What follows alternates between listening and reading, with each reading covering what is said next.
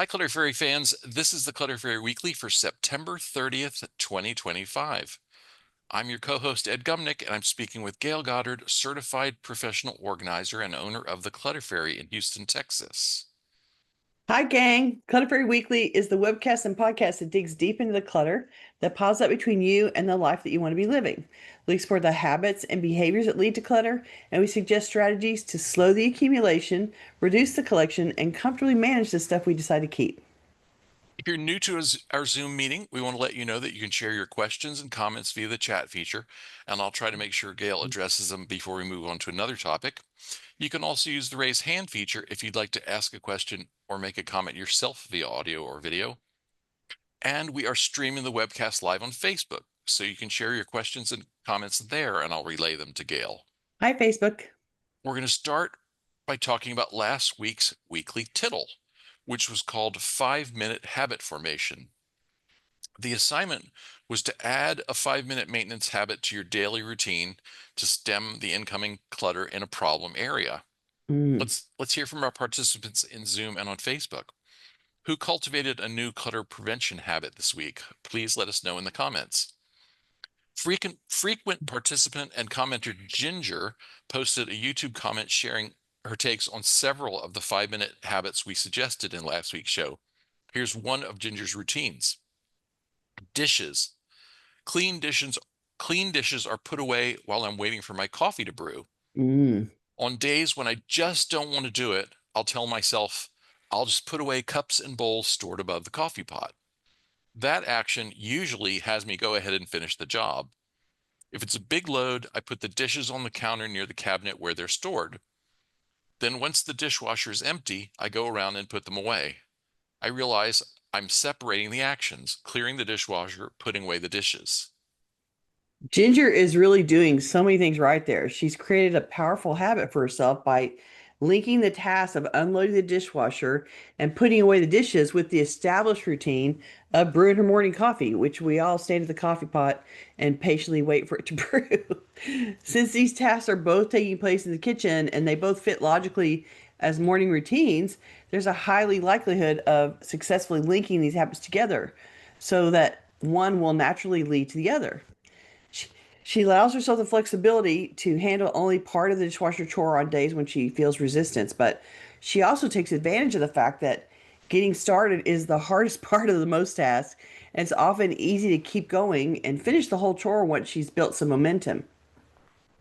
And she breaks the process down into smaller, discrete tasks. So even if she gets interrupted before all the dishes are put away, she's emptied the dishwasher so it's ready to load today's dirty dishes.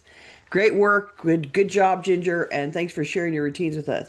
I agree with you about you stand around at the coffee pot and tap your foot, tap, tap, tap, waiting patiently for the coffee to come out. And, it's a perfect time to do a kitchen related chore while you're waiting for that to happen. Even if you're, still half asleep, where to put the cups and bowls in your kitchen. It's not hard. So thanks for sharing that.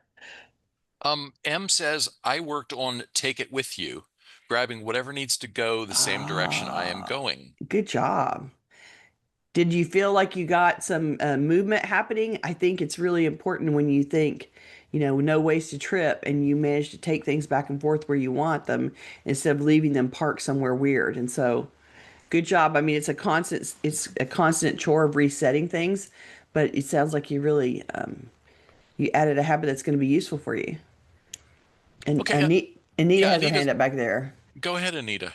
I have my dining room table, which is because when I moved, I just didn't want to get rid of a whole bunch of stuff. So things they're not decorated perfect.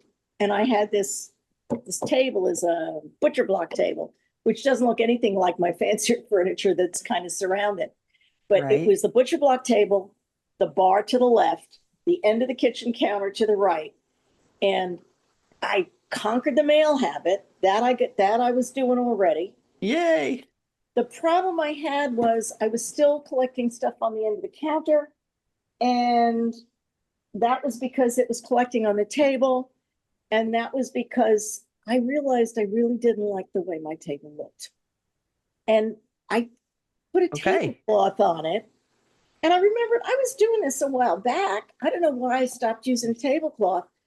Once the tablecloth is on the table and I have my matching placemats on top of that because I spill everything, I just, it, I mean, it just asked to be decluttered. I was talking to me. So when I before I go to bed at night, I mean, actually, it's mostly just because there's crumbs from dinner. Yeah. I clean it off and but and the only thing I do at the end of the counter, the one thing that I changed was I stopped saving every single coupon that came into the house. Oh, there you go. I That's a have a burden off your rack. shoulders. I have a stand-up rack, but and I put the things that I know I'm really going to use in there. And if it's something I'm giving to a friend who I know lives near that restaurant, I put it in my office in the outbox instead of Ah. leaving it here in the kitchen. So things I'm, but I would say the main thing that got me was putting that tablecloth on the table. I And I could, think it's probably because it makes it look dressed up. yeah, yeah, that's the answer. That's It the looks word. prettier, it looks fancy when you put a Yeah, tablecloth on it. yep. And that Even though I'm, triggers your, this isn't just a workspace now. This is someplace that I want to keep yeah, pretty. Yeah. it graduated the table from daily Yeah. workspace to nice place to just sit and enjoy a meal. And I even got some flowers to put in the middle. And Oh, yeah, see, so, yeah, Nice. like it yeah, turned the corner for you to make yeah, it a more, it was a visually pleasing place to look at. yeah. My That's God, cool. anything, but I felt good. So That's great. Hey, whatever Excellent. works and gets you moving along, right? And really all it did was it's enough of an incentive that it prompts you to finish the decluttering work that's happening and accumulating on the table. And so and you're doing it in real time instead of letting it sit there for a while before you do it. And that's great. Okay, May says, I don't cook until all my dishes are clean. If I want to Mm. eat, I must keep up. Oh, because every time you make another meal, there's more dishes, right? You can't make the meal come out and have it be dishless. So you Right? can minimize it maybe sometimes, but you can't make it without any dishes. So good job. Good for you keeping up on it. Okay, Jacqueline has been giving us really dynamic tittle reports for weeks now. She says, I got rid of 11 more jigsaw puzzles this week. That brings my total to 29 since the summer. I still Awesome. I still have puzzles on 3 shelves of a metal shelving unit in the basement, and my goal is to reduce it to 1 shelf. I dropped That's a off good goal. I dropped off 2 more boxes of assorted donations to the Salvation Army, and I sold a lava lamp on Marketplace. Ooh, she's hitting it on all fronts again. Good job. I like it. And I like that you're keeping track, like you're keeping the number. I'm up to 29 puzzles out the door. That's what you need. You need the reward of look at my numbers getting bigger and bigger as time goes on. So good job. You're doing great. You're cooking with gas over there. I'm proud of you. Lisa Beth says I added a quick check at bedtime routine to check for new drop zones. Oh, yeah. So you're scanning your environment to see where a pile got laid somewhere that wasn't supposed to be there. And Good job. she added my hubby has early dementia, and it's a real thing to keep simplifying and resetting things that he's moved. Right? And he's moving it without thinking about it, but he's also used to the way things are, and so it's important that it gets reset to help him with with his reference points as he's moving around the house. So that's good. I'm sorry, I know that's an added burden for you to manage when somebody is actively undoing what you redo every day. So I'm sorry that you're having to deal with that, but you're doing what's best for you and for him at the same time. So I'm glad. Yeah. Linda says, years ago, I registered at an online site to stop junk mail.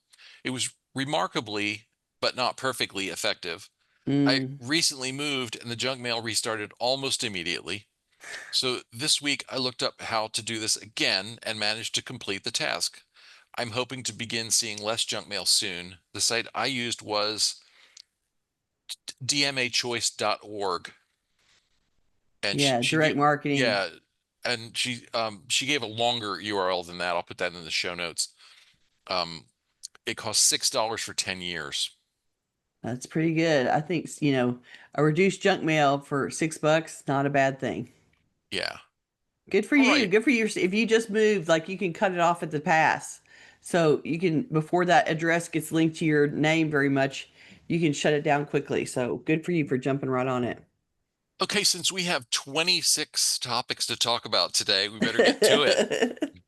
Clutter insinuates itself into every part of our lives, our space, our time, our emotions, our relationships. From boxes moldering in the attic to the zester lurking in a kitchen drawer, we must examine our lives to discard the stuff we no longer need, love, or use.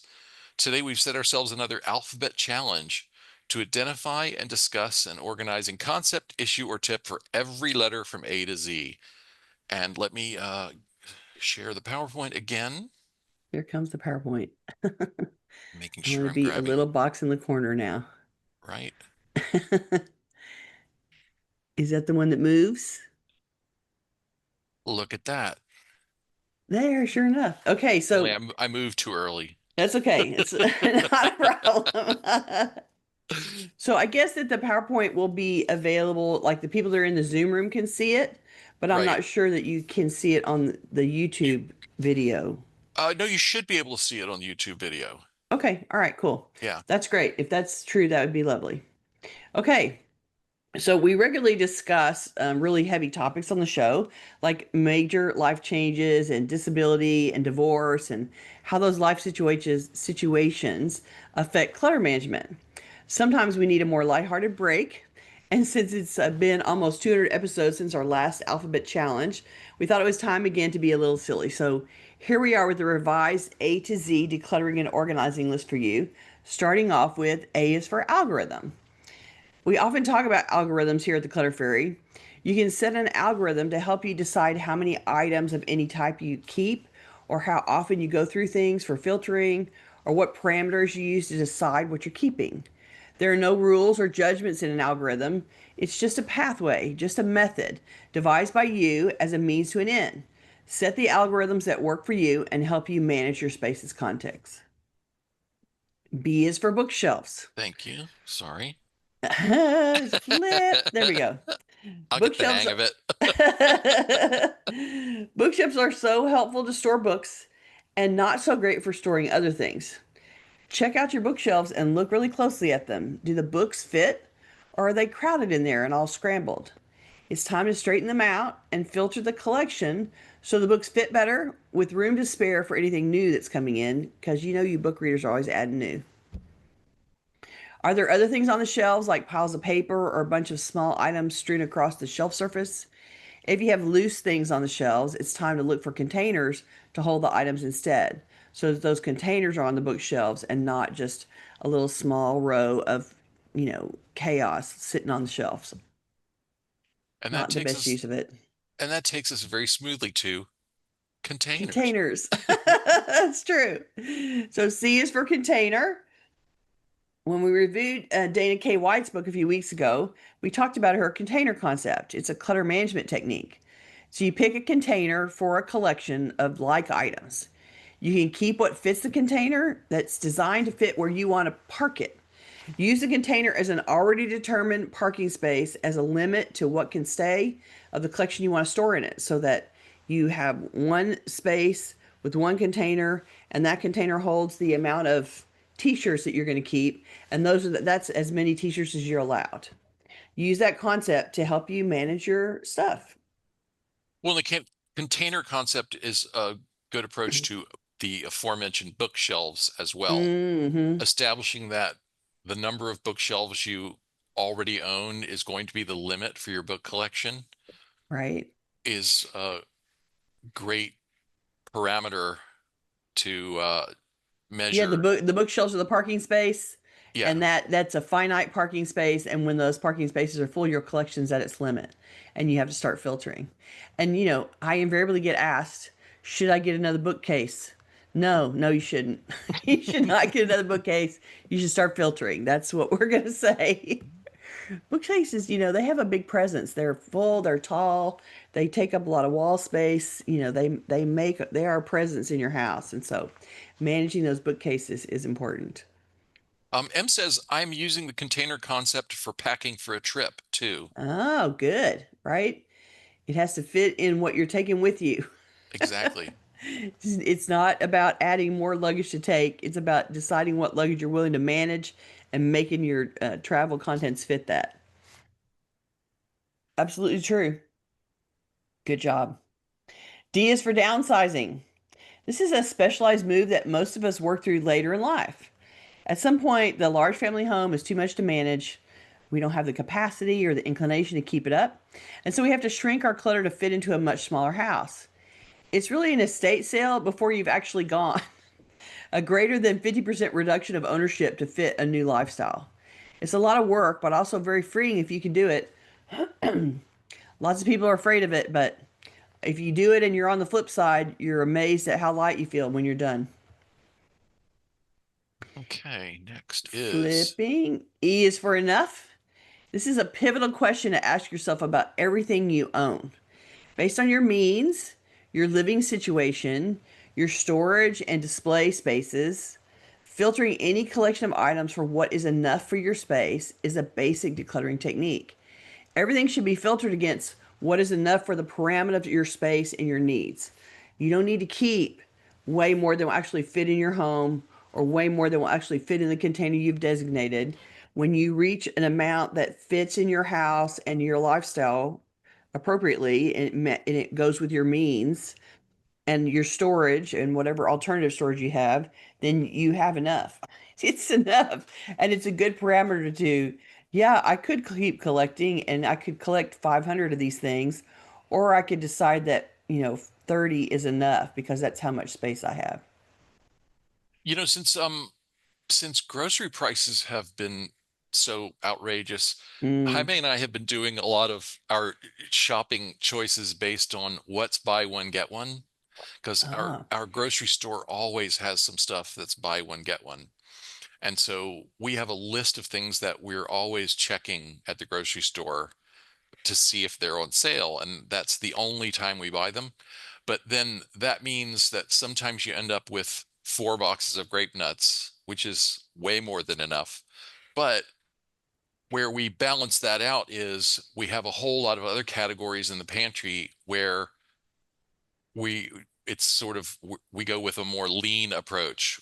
mm, Like if we want to have if we want to have some Korean barbecue sauce around, we have one jar, and when we use it, we can buy another jar, you right. know? You can't replace it until it's S- empty. So we're real strict on what counts as enough to make the pantry work.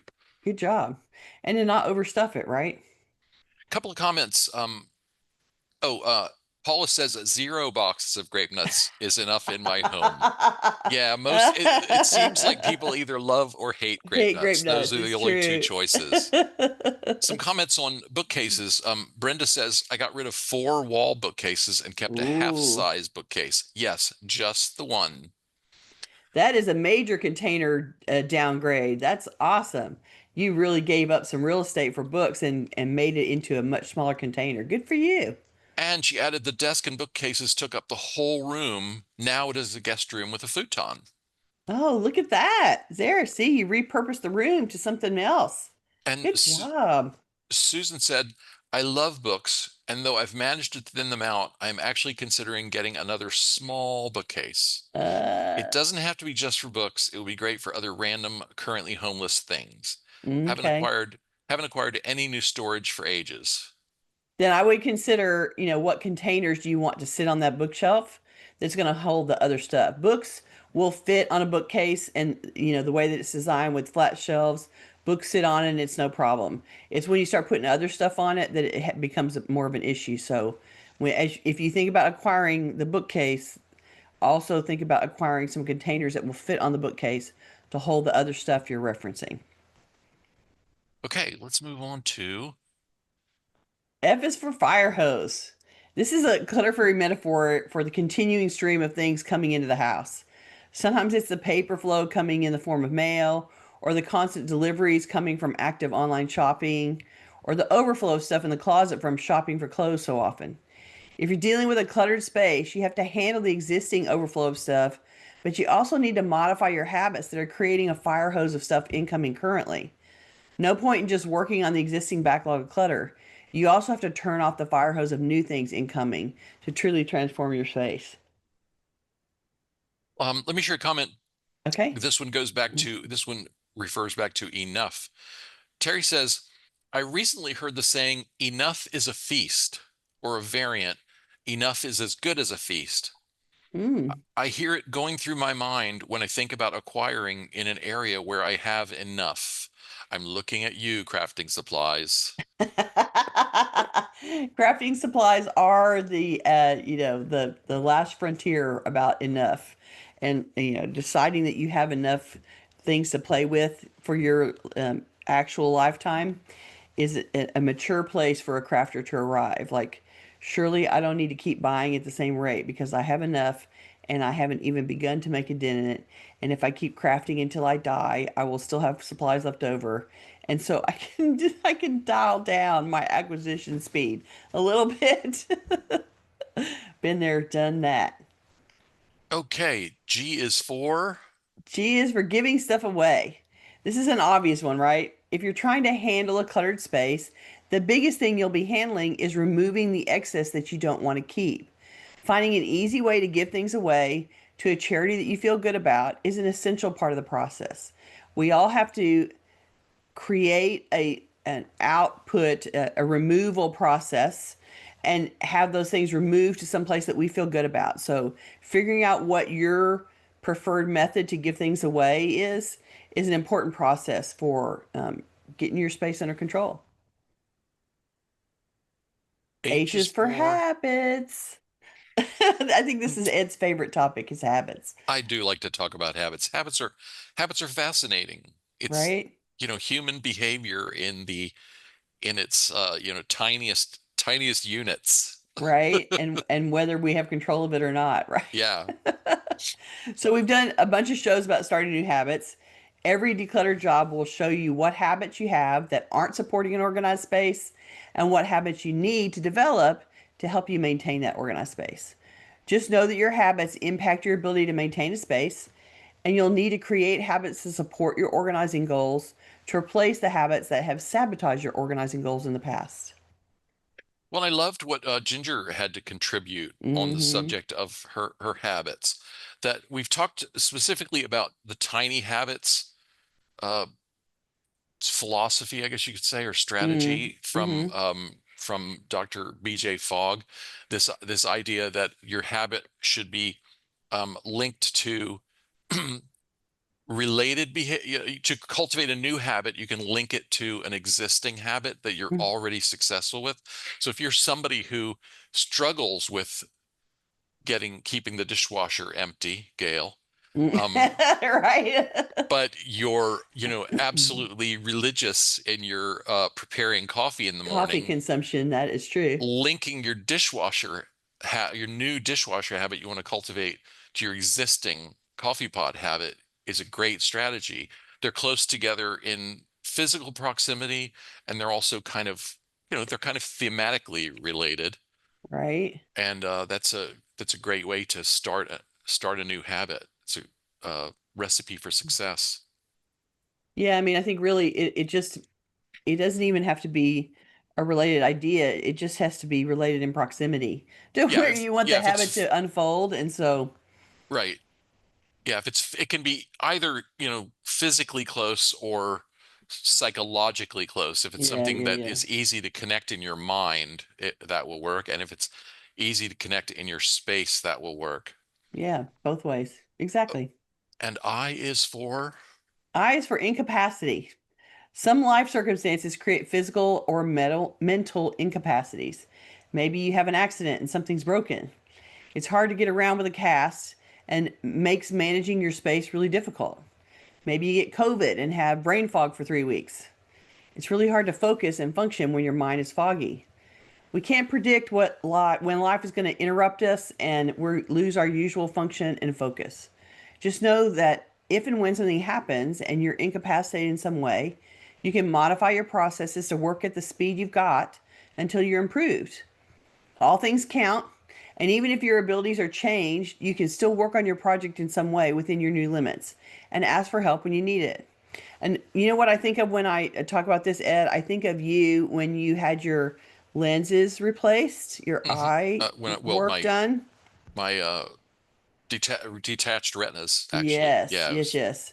And so you had to have that gas bubble in your eye and you had to lay down for 50 minutes of r- every hour of the day right. on a specific side. And so Ed would get up and at some point in the day, he would take his 10 minutes where he was allowed to be upright and he would walk out the front door and walk, down the block a little ways and turn around and come back. And that was him trying to maintain his habit of walking every day. So he managed to keep doing it and he would actually walk every day. But instead of walking for an hour or, several miles like he normally did, he walked, 200 steps down the block and 200 back because Right. that's all he could do in the 10 minutes. So, you can Well, still and keep doing something even if you're incapacitated in some way. in 10 minutes and without being able to see out of one eye, because Right? There's that. while you have that gas bubble, you have this really weird view of the Can't, world as yeah, you if you can't were really at the see it. bottom of a fishbowl. So, I mean, it was for him, it was a major disruption of his normal routine, and he still managed to maintain his habit of walking every day. And under his rule that everything counts, those 200 steps down the street and back still counted as walking every day, even though it wasn't his usual speed or volume. And Right. he made it happen for the, how long did you have to lay on the couch like that? It was about a month. Yeah, I mean, it was a significant amount of time that he was impaired, and I so why actually I don't think I had to stay immobilized for the whole, it wasn't the whole month. It was something less than that. It was a month yeah. before the bubble was completely gone.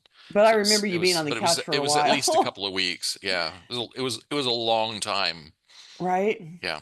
So my that's all my point. Yes, we're gonna have moments of incapacity, and you can still do a little bit of something even if you're incapacitated, and you just ask for help, and keep trying to do what you can do, modify it for what's going on for you, and you can get back to something else later. J is for journey.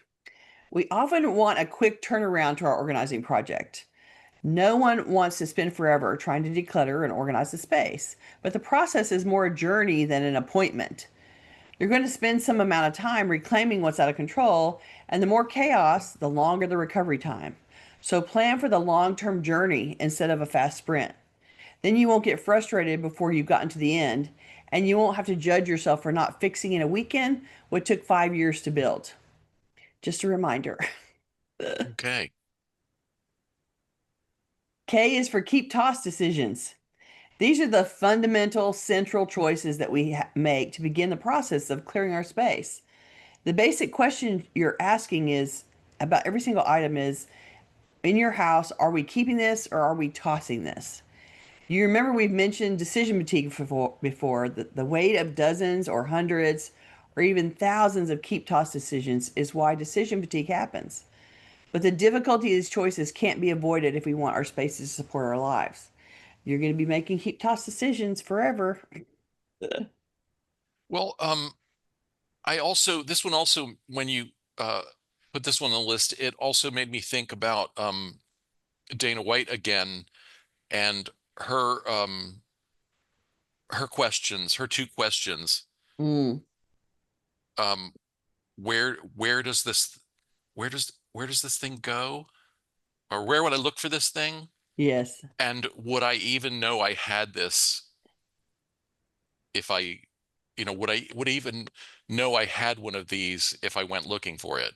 right. More or less, right? Yeah. Okay, let's go on to L is for limited life cycle.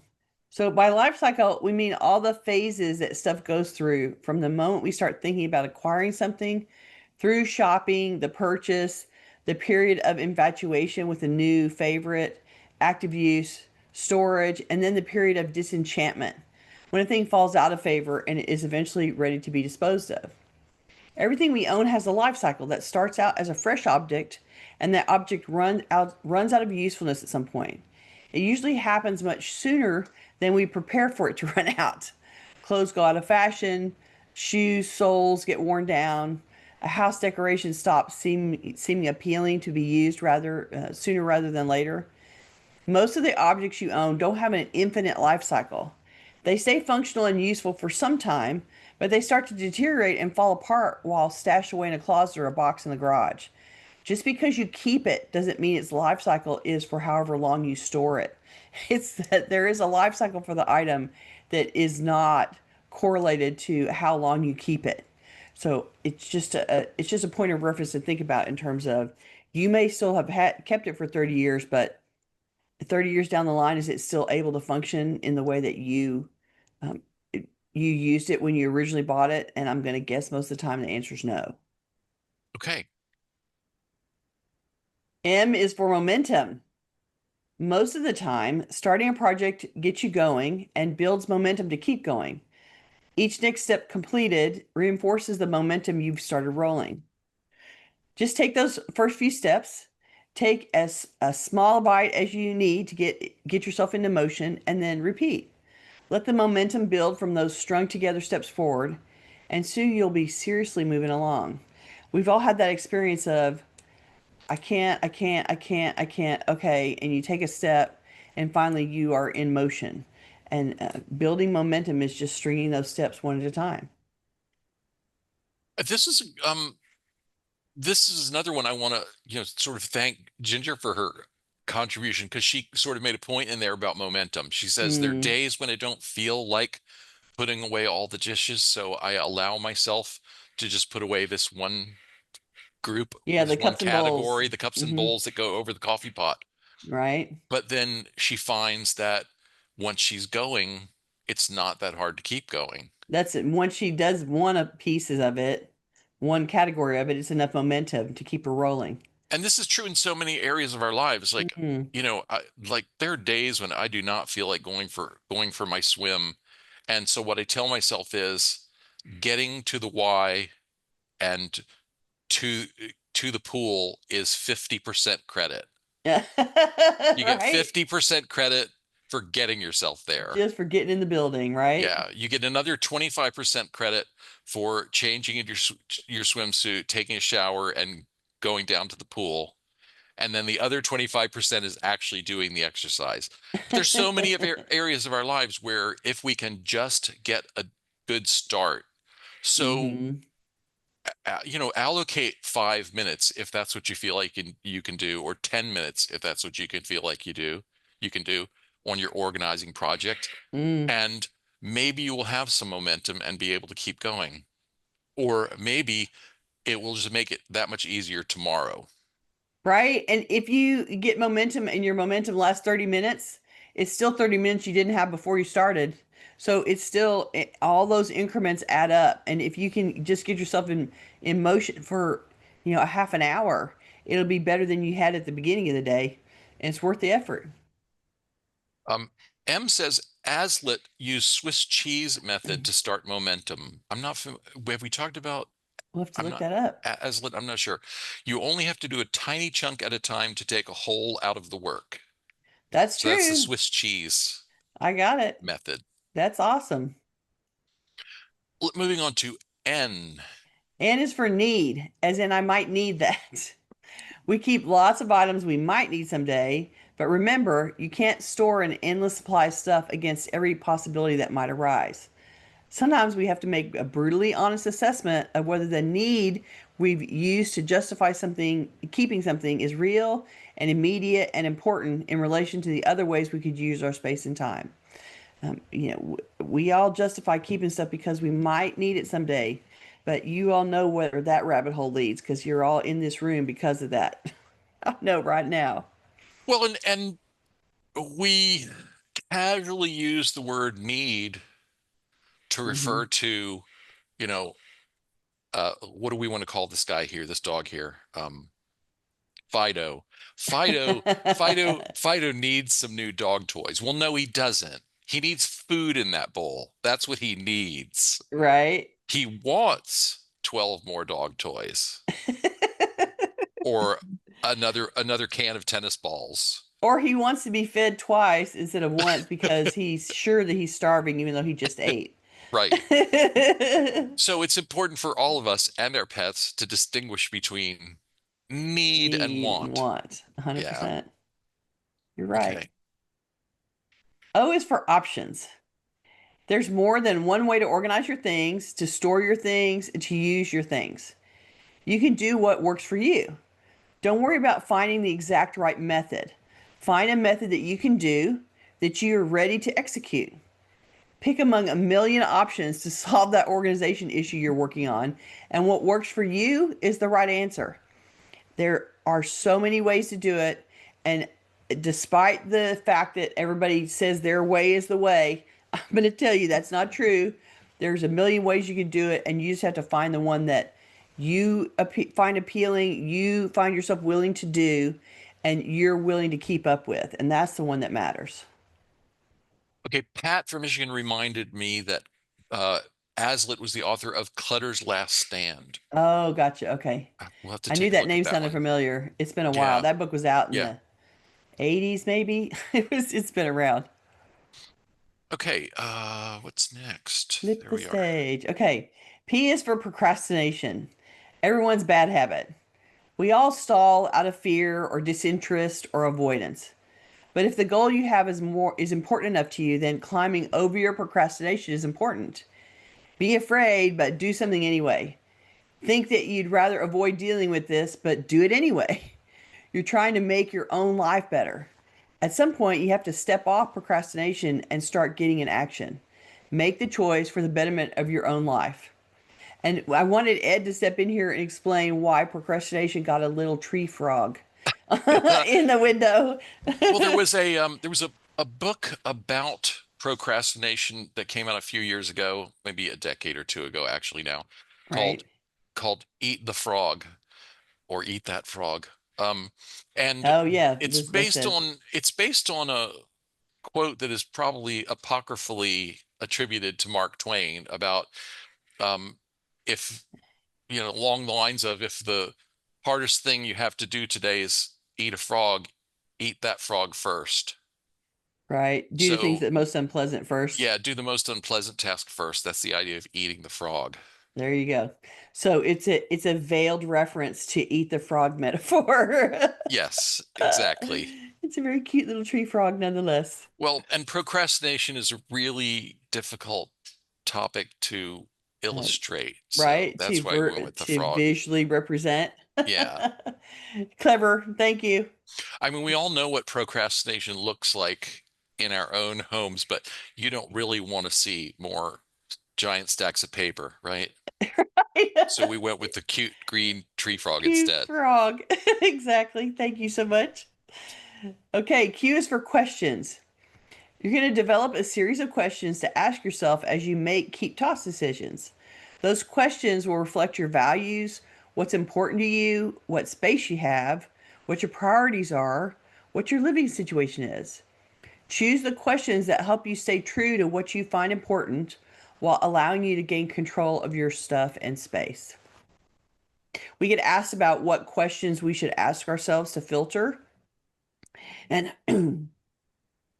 there's questions that we can offer anybody and that I might use for anybody in a client situation, but there's always there are always questions that need to be refined for what's going on in your life, how much space you have, what kind of capacities you have, what kind of caretaking that you're doing, how many other people are living in the house. So the questions that you ask definitely need to be modified to reflect what's going on in your life and what your parameters are.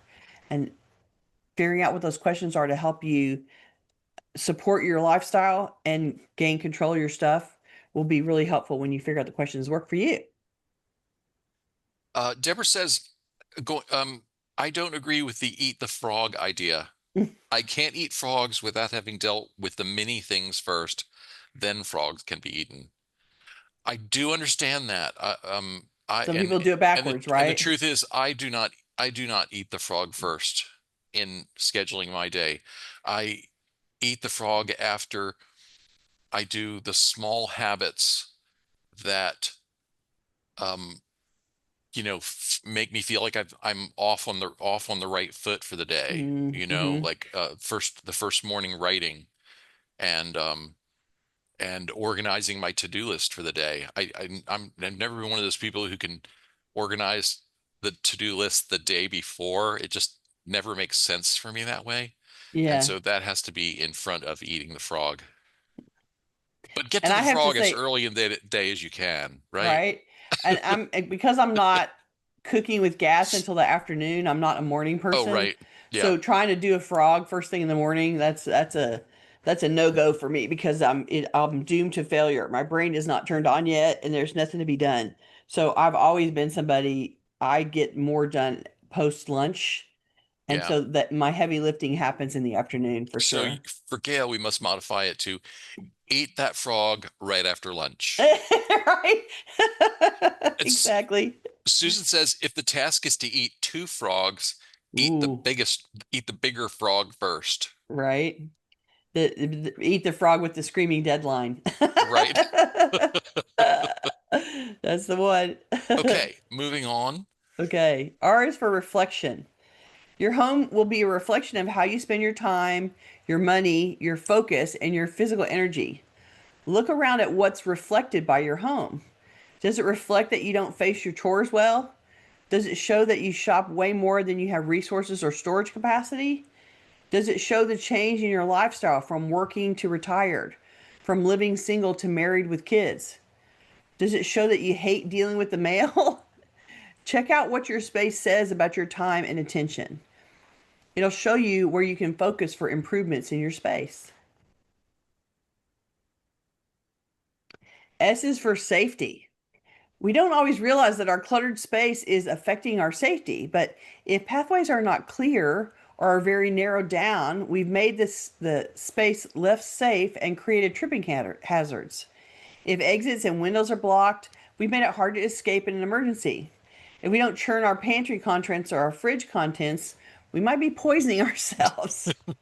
Consider your own safety when reviewing your space and making decluttering plans. Okay, and Flip the thing. There we go. T is for transitions. We all go through transitions in our lives, from married to a parent, from working to retired, from parent to empty nester, from healthy to chronic illness. Each of those transitions creates a needed change in our environment to reflect that transition. Spaces and stuff change along with the transitions in our lives. So we often don't reset our houses to match the transition taking place and end up with a space that no longer supports our current life situation. Pay attention to transitions and how to reflect those in our homes. I want to send a shout out to Ginger who joined us late. And Ginger, Oh, hi, you're Ginger. going to enjoy watching the YouTube on video because we read part of your tittle response and have talked about you several times already in today's show. So we're delighted you're joining us. Thanks for coming to the room. Okay. U is for usefulness.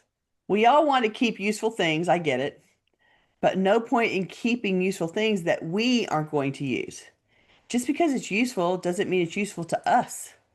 We need to get real with ourselves about the usefulness we keep because we'll be using it and the usefulness that needs to go so others can use it instead of us storing it for nothing.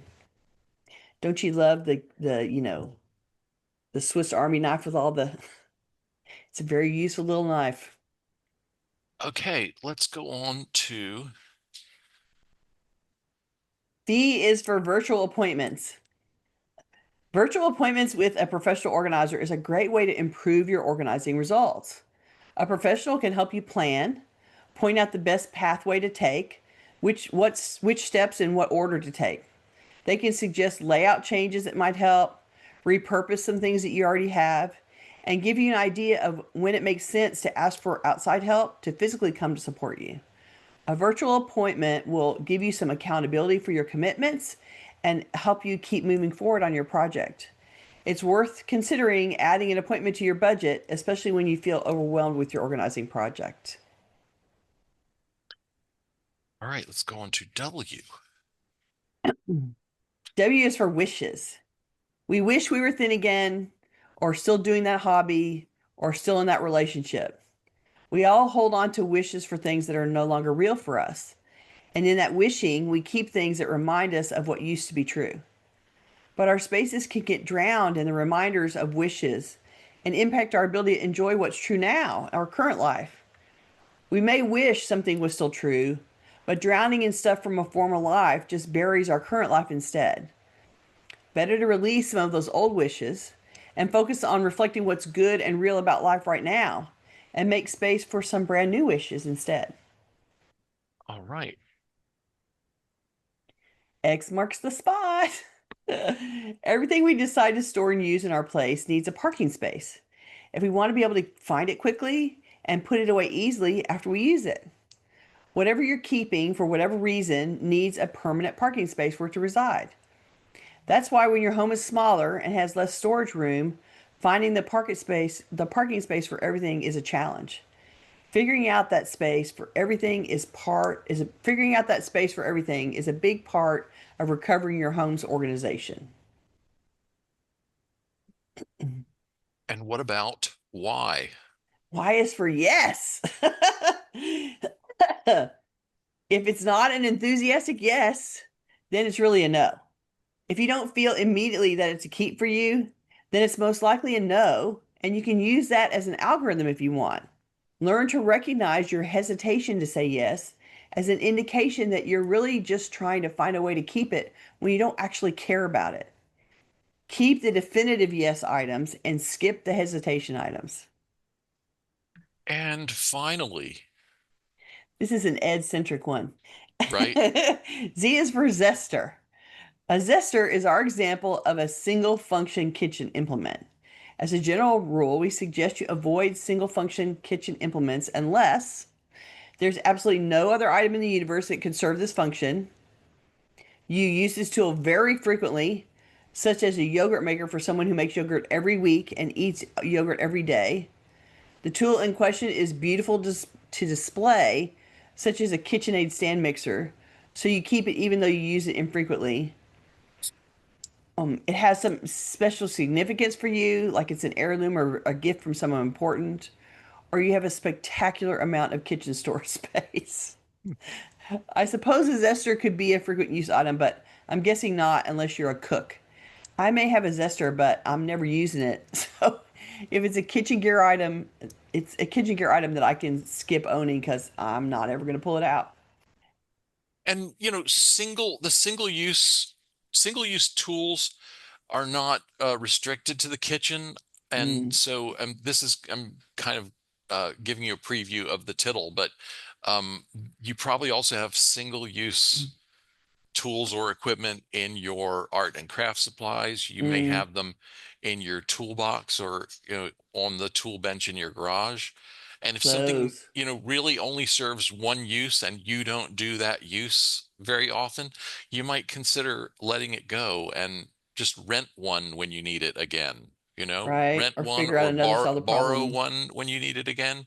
If you cook with lemon zest, um, once every 2 years, you can probably borrow a neighbor's zester, or Right? just make do with a paring knife or your A peeler, grater, because the cheese grater. the micro plane grater, the Hmm. cheese grater, yeah, any one of those. Any one of those. um May says, I fail on the zester as I fall for all the gimmicks. My sister calls me the gadget queen. Uh-oh. If you have a label, if you have a nom de plume that reflects that you are into gadgets, it may be time to go through and let some of that go, right?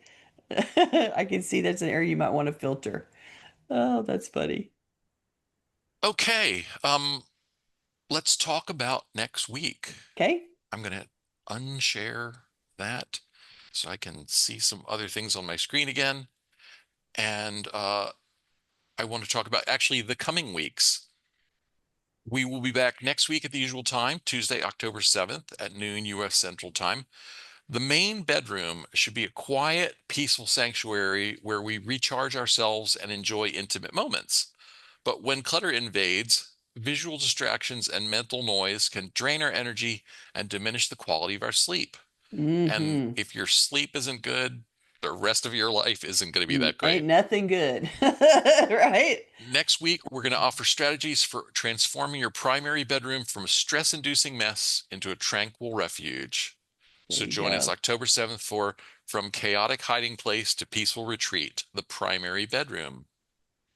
And then the following week, October 14th, is our next book club meeting. We're going to talk Mm. about ADD-friendly ways to organize your life by Judith Kohlberg and Kathleen Nadeau. So that one is 2 weeks especially away now. for our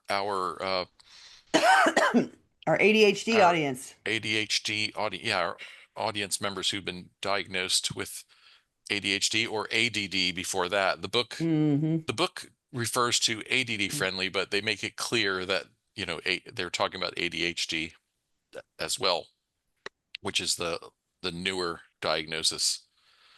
Um, Gayle, why don't you give us the tittle? Week's title is Examine Your Zipper. This week's assignment is to leverage our X, Y, and Z decluttering ideas to make a bit of quick progress in your space. So first, X marks the spot. Why don't I take over from Thank there? you. Okay. X marks the spot. Identify an item that gets shuffled from spot to spot in your home because it doesn't have a place of its own. Assign a permanent space and take it there. Y is for yes. Identify an item that you've been hemming and hawing about, maybe possibly one of these days discarding. If you can't enthusiastically say yes to it, let it go. And Z is for Zester. Identify a single-use item that you rarely put to use. The kitchen is the most likely spot for such things, but you could also check your toolbox, art supplies, game closet, or elsewhere. Give away, throw away, or donate the item. Try one or all three of these ideas and then come back next week and tell us how it went. Thank you for pinch hitting. I appreciate that. You're welcome. Before I choke myself to death back here. This is where you usually, Oh, thank everyone for. Well, yeah, sorry. you know what though, we have a little time. Let's go back to let's go for a couple more You want to pick up comments. some comments? Sure. Yeah, actually, Ginger said, reminder, having a written vision helps to direct your answers for so many of these ABCs. Mm-hmm. It's true. Having a plan in your head about what you're trying to get, what you're actually aiming for is super important. Ginger also added, not a morning person. I have to do the well-practiced morning routine to stoke the fire before I get this old engine moving. I know, right? I'm just, I have to feed the cats. I have to get the coffee. I have to, drink the coffee before I can be in motion. And it's all stuff that I feel like I do on autopilot. And I do it like in the exact same order. Like I have to go and disarm the alarm, and then I have to go make the coffee and feed the cats, and then I have to come sit back down and let the cats out. Like I have to do it all in the same order, or I forget pieces of it because I'm so unconscious in the morning. So there's definitely a well-worn path for me of the stuff that I do in the morning before my brain's functioning. And I Okay, imagine it's what's like people do it. Like my little sister is a morning person, and so she gets up and they all start spinning around like crazy. But at night, she sort of, looks like a zombie and passes out at 10 o'clock. Like her brain, you can see her brain going off, and I'm still running around doing stuff at night, and she's the opposite. So we're an interesting pair, the two of us trying to run together. it you're making me think again about habits, and I am totally a morning person, but I also enjoy late night goofing off. But I have realized that for me, getting to bed at a reasonable hour is, in fact, is like a keystone habit or Mm-hmm. cornerstone habit. I don't, depending on whose terminology Metaphors. you want to use, Yeah, but yeah. yeah, that getting it to be an effective morning person, you must observe a bedtime. You have to have good enough sleep. Yeah. Yeah, yeah, I gotcha. And I'm sure Same that's thing. that's true even if you're not a morning person. You still need to observe a bedtime to make the rest of your day work. It's true. If I don't, then I'm way more unconscious in the morning when I get up than than Okay, I'm already. if you're watching this on YouTube, we would love for you to join us live. To get notifications about upcoming events, we invite you to join the meetup group by visiting cfhou.com/meetup. You can also follow us on Facebook by visiting cfhou.com/Facebook, or join our mailing list by visiting cfhou.com/subscribe. We love to hear from our audience, so please keep those questions, comments, and topic suggestions coming on YouTube, Facebook, or anywhere that you find us. You can always reach us through our website at clutterfairyhouston.com. Thanks everybody for joining us, and I appreciate you hanging with me while I have a choking fit at the end. Sorry about that disruption. We'll be back next week, and we'll see you then. Thanks so much. Bye-bye. Bye.